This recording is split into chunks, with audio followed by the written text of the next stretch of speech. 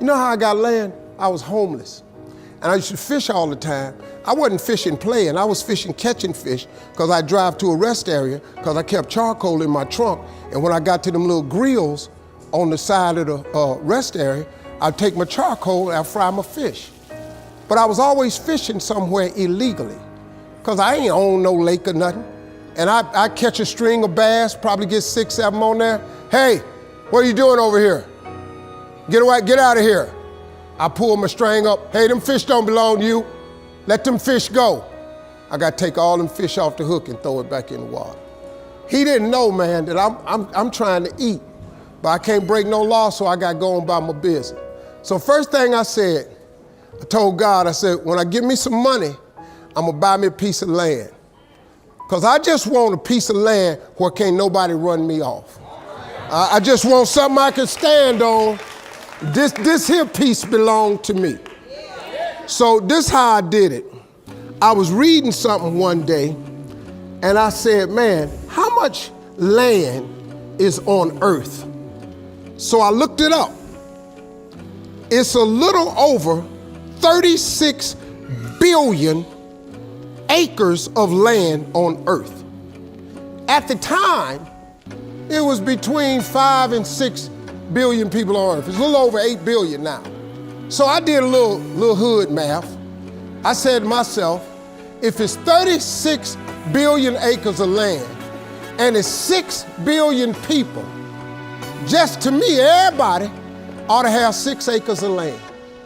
It was a scripture my mom used to tell me about all the time. She said, you have not because you ask not. So guess what I started asking for?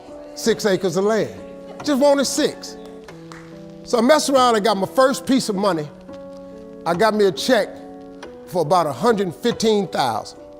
So first thing I did, went to Dallas, Texas, said I'm gonna buy me some land. I found a piece of land I thought it was perfect.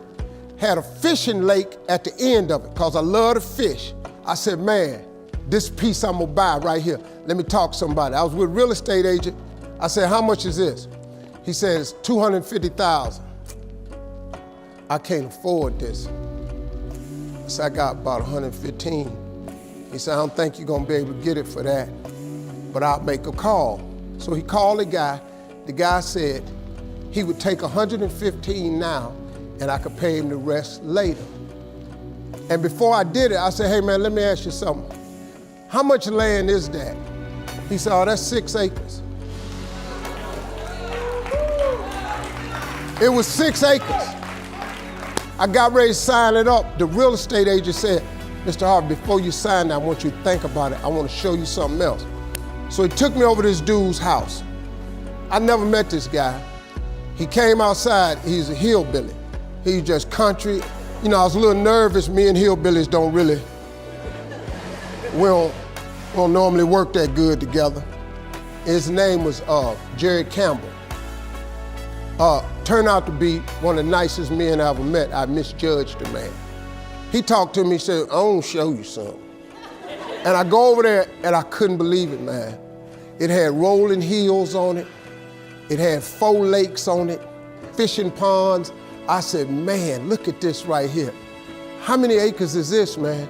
He said, 16 acres. I said, man, I can't afford nothing like that. He said, well, hold on, I'm in a tide right now.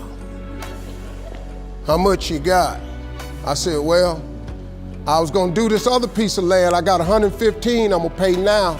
And if you give me a year to pay out the rest of it, I could buy it from you like that. He said, tomorrow morning, if you bring me a $115,000 check, I'm gonna give you this land.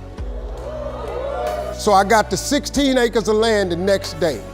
So I said, wow, that's how it worked. You have not because you ask not. I asked for 6. Soon as I was gonna buy the 6, he put some grace on it. Next thing you know, I got 16 for the same money. So I got to thinking. I got a couple partners in Cleveland that's locked up. They not getting out of prison. So I asked God, could I have a 6?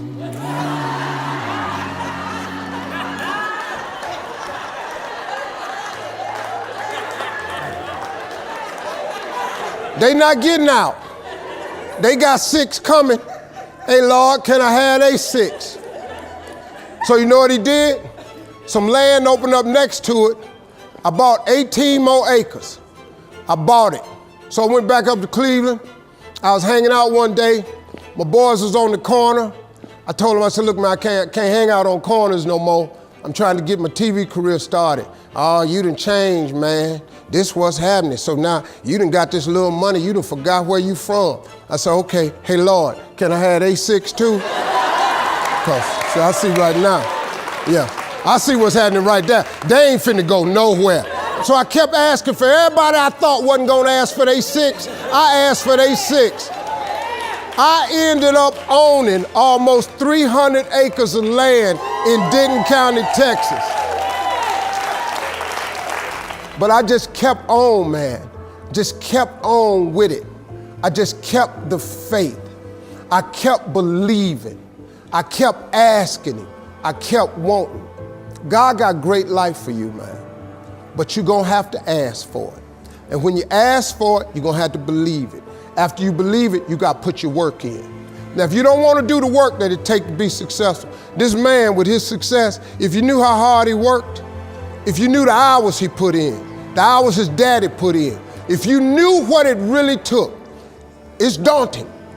It's days, man, where you go, whoa, what is this I'm trying to do?